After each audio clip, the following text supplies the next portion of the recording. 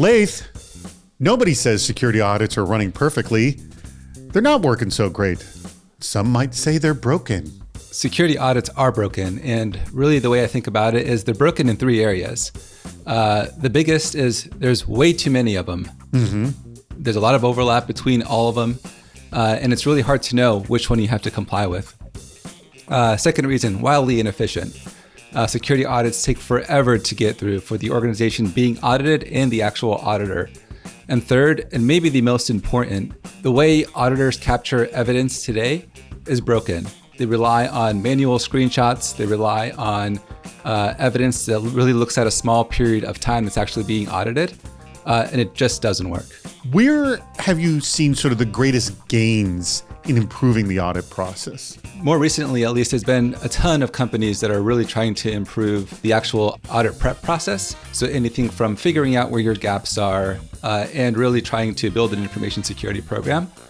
None of them really focus on the most important part of that process, which is the actual audit. Do you think there's extremely varying views of the point of an audit? Really, from my perspective, the point of an audit is to build trust and show transparency. I'm interested to know, what's the information a company can give back to the auditor to improve that process? And again, we're just talking about process improvements here. Companies can give a lot of tidbits to auditors on how to improve processes, from streamlining a process, labeling evidence requests a certain way, running the actual meetings a certain way.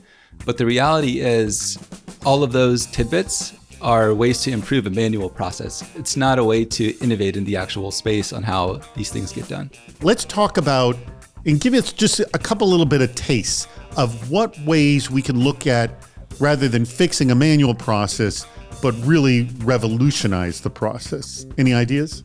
One is, getting away from a really manual way of giving auditors evidence. Auditors should have access to your source systems, obviously within reason, but they should be able to pull the information automatically through your source system when you authorize them to do so. The second, and maybe one of my personal hot takes, the current audit process really doesn't provide much assurance because it looks at a really small period of time within your actual year or within your actual review period, and the auditor gives an opinion on the entire review period. They should have access for the entire duration of time to build a greater level of assurance. Excellent. Well, guess what?